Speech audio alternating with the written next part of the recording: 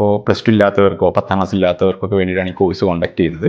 പക്ഷേ ഇതൊരു 6 മാസത്തെ കോഴ്സ് എന്ന് പറഞ്ഞാൽ പോലും നമ്മൾ അതിൻ്റെ ഒരു 3 മാസം മുമ്പ്, അതായത് ഏകദേശം ഒരു 9-10 മാസം മുമ്പ് തന്നെ ഇതിൻ്റെ രജിസ്ട്രേഷൻസ് തുടങ്ങും. അപ്പോൾ ഈ രജിസ്ട്രേഷൻ എന്ന് പറയുന്നത് എന്താണെന്ന് വെച്ചാൽ, നമ്മൾ ഇപ്പോൾ ഈ കേരളത്തിൽ തന്നെ ഒരുപാട് ജില്ലകൾ, എല്ലാ ജില്ലകളും, ഒരുപാട് നല്ല എല്ലാ ജില്ലകളിലും 14 ജില്ലകളിലും സെൻറ്റേഴ്സ് ഉണ്ട്.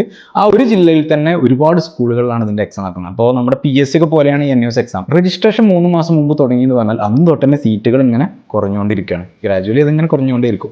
അപ്പോൾ ഇതിൻ്റെ അവസരം ഈ മാസം ലാസ്റ്റ് വരെയാണുള്ളത്, വിത്തൗട്ട് ഫൈൻ. ഓക്കെ, ഈ മാസം കഴിഞ്ഞ് കഴിഞ്ഞാൽ വീണ്ടും ഒരു 15 ദിവസം, പിന്നെ ഒരു 15 ദിവസം ഉണ്ട്, ഒരു ലേറ്റ് ഫീയോട് കൂടിയിട്ട് ഗവൺമെൻറ് എക്സാംസ് വീണ്ടും രജിസ്ട്രേഷൻ വിളിക്കുന്നുണ്ട്, അല്ലെങ്കിൽ രജിസ്ട്രേഷൻ എടുക്കുന്നുണ്ട്. നമ്മൾ 5000-6000 കുട്ടികളൊക്കെ രജിസ്റ്റർ ചെയ്യുന്നതാണ് അല്ലേ? ഒരു കുട്ടിക്ക് സീറ്റ് കിട്ടാനുള്ള അവൈലബിലിറ്റി നിങ്ങൾ ചിന്തിച്ച് നോക്കിയാൽ മതി. അതായത് ഇപ്പോൾ ഞാൻ കലൂരിൽ നിന്നിട്ട് നിങ്ങളോട് ഇന്ന് ഒരു സീറ്റ് ബുക്ക് ചെയ്യണമെന്ന് പറഞ്ഞാൽ നിങ്ങൾക്ക് അത് എടുത്തുതരാൻ പറ്റും. ഓക്കെ, ഇതേ ഞാൻ ഇനി ഫൈനൊക്കെ വന്നതിന് ശേഷം വന്നിട്ടൊരു സീറ്റ് വേണമെന്ന് പറയുമ്പോൾ എനിക്കും എടുത്തുതരാൻ പറ്റും. പക്ഷേ ഇപ്പോൾ ഇന്ന് ബുക്ക് ചെയ്ത് എനിക്ക് കിട്ടുന്ന സീറ്റ് ആവില്ല ഒരു മാസത്തിന് ശേഷം ഞാൻ ബുക്ക് ചെയ്യുമ്പോൾ. അതായത് അവർ നോക്കുക ഫസ്റ്റ് പ്രയോറിറ്റിയാണ്. ആദ്യം രജിസ്റ്റർ ചെയ്യുന്ന കുട്ടികൾക്കാണ് ആ അലോട്ട്മെൻറ്റ്സ് ഉണ്ടാവുക. അപ്പോൾ നമ്മളിപ്പോൾ ഒക്ടോബർ 2026 അഡ്മിഷൻ ആയിട്ട് എടുക്കില്ല.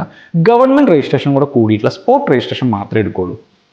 അതിൻ്റെ അർത്ഥം നമ്മുടെ കുട്ടി പരീക്ഷ എഴുതും, അത് ഉറപ്പാണ്.